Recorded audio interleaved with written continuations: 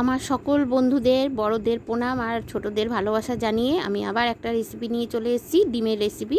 ডিমটা আমি কিভাবে করেছি দেখুন বন্ধুরা, স্কিপ করবেন না, পুরোটাই দেখবেন। আমি ডিমটা সিদ্ধ করে নিয়েছি, ডিম দিয়ে নর্মালি যেরকম সিদ্ধ করে আমি করে নিয়েছি। এবার 3টে ডিম সিদ্ধ করে ঠান্ডা জলে ভিজিয়ে রেখেছিলাম। এবার ঠান্ডা হওয়ার পর ডিমটা এক এক করে আমি ছাড়িয়ে নিচ্ছি। ডিম তো অনেক রকমভাবেই খেয়েছেন বন্ধুরা, এইরকমভাবে করে খেয়ে দেখুন, দারুণ খাবেন, গরম ভাতে জমিয়ে খাবেন। পুরো ভিডিওটাই দেখবেন, স্কিপ করবেন না। আমার নতুন বন্ধুদেরও জানাচ্ছি যে আপনারা পুরো ভিডিওটাই দেখবেন। এবার মশলাটা করে নিচ্ছি, ডিমগুলো ছাড়ানো হয়ে গেছে। মশলাটা জিরে আর কাঁচা লঙ্কা, আদা, রসুন, নুন, জল দিয়ে, কাঁচা লঙ্কাগুলো পাকা কাঁচা লঙ্কা, তাই লাল লাল দেখাচ্ছে, শুকনো লঙ্কা না। আমি ভালো করে মশলাটা বেটে নিচ্ছি। নতুন বন্ধুদের স্বাগত জানিয়ে আমি তাদের বলছি আপনারা একটু দেখুন, ভালো লাগলে লাইক, শেয়ার, কমেন্ট, সাবস্ক্রাইব করবেন। আর পুরনো বন্ধুরা তো আমার পাশে আছে, সাথে আছে, পুরো ভিডিওটাই দেখে, তার জন্য তো আমি আরও এগিয়ে যেতে পারছি। বন্ধুদের জানাই অসংখ্য ধন্যবাদ তাদের। এবার মশলাটা করে নিয়েছি, এবার পেঁয়াজও বেটে নিচ্ছি। পেঁয়াজ কুচিয়ে নিয়েছি, কুচিয়ে বেটে নিচ্ছি, তাহলে এই রেসিপিটাতে সুবিধা হবে। পেঁয়াজ আমি কুচিয়ে দেবো না,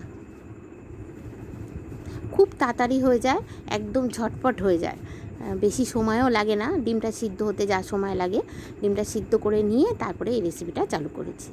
এই যে মশলা হয়ে গেল, এবার 3টে ডিম আমি নিলাম। একটা ডিম যেন বেতাল হয়ে গেছে, ডিমটা যেরকম ভালো ছাড়ানো হয়নি, ডিমটা মনে হচ্ছে নতুন ডিম। এবার ডিমগুলোকে ভালো করে ফুটো করে নিচ্ছি ছুরির সাহায্যে, তাহলে তেল, মশলা, ঝাল, নুন সব ঢুকবে। ডিম রান্না করলে না, সিদ্ধ করার পর তারপরে ছাড়িয়ে একটু ফুটো ফুটো করে নেবেন, তাহলে ভালো ঢোকে। কুসুমটা খেতে খুব মজা লাগে। অনেকে বলে ডিমের কুসুমটা খেতে ভালো লাগে না, কিছু স্বাদ ঢোকে না, তার জন্য ওই ডিমটা একটু নড়বড়ে হয়ে গেছিলো, ভালো ছাড়ানো যায়নি।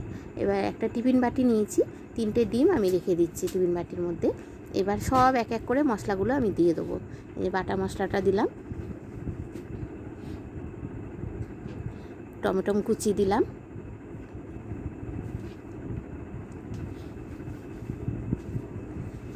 এবার একটু ধনে পাতা দিয়ে দেবো।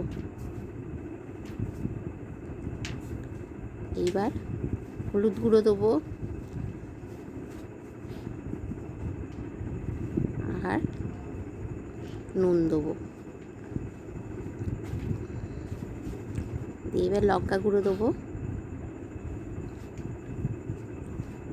এবার সর্ষের তেল দেবো, একটু লাগবে বেশি তেলটা, দিয়ে ভালো করে মাখিয়ে নেব। বুঝতে পারছেন কি রেসিপিটা আমি বানাচ্ছি?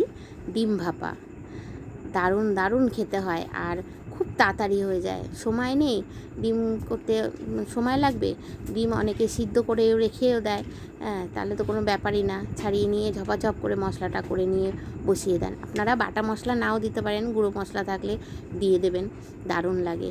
পোস্ত দিয়েও তো খেয়ে দেখেছেন, পোস্ত দিয়েও ভালো লাগে।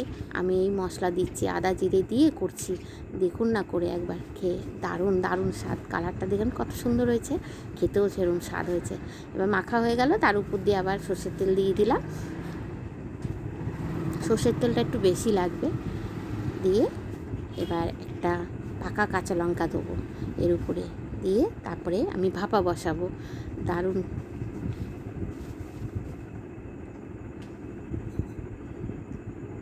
পুরোটাই দেখবেন বন্ধুরা, বারবার বলছি। দেখে যদি ভালো লাগে একটু লাইক, শেয়ার, কমেন্ট, সাবস্ক্রাইব করে দেবেন, আর একটু কমেন্ট করবেন কেমন লেগেছে, মানে করে খেয়ে কমেন্ট করে জানাবেন আমাকে কেমন হয়েছে।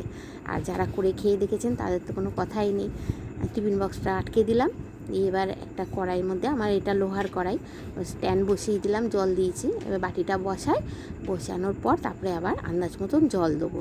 জলটা একদম পুরো ভরে দেবেন না, যাতে টিফিন বক্সে ফুটে উঠলে টিফিন বক্সে যদি লেগে যায় তাহলে ভিতরে জল ঢুকে যাবে, ওই জন্য একটু বুঝে জলটা দেবেন।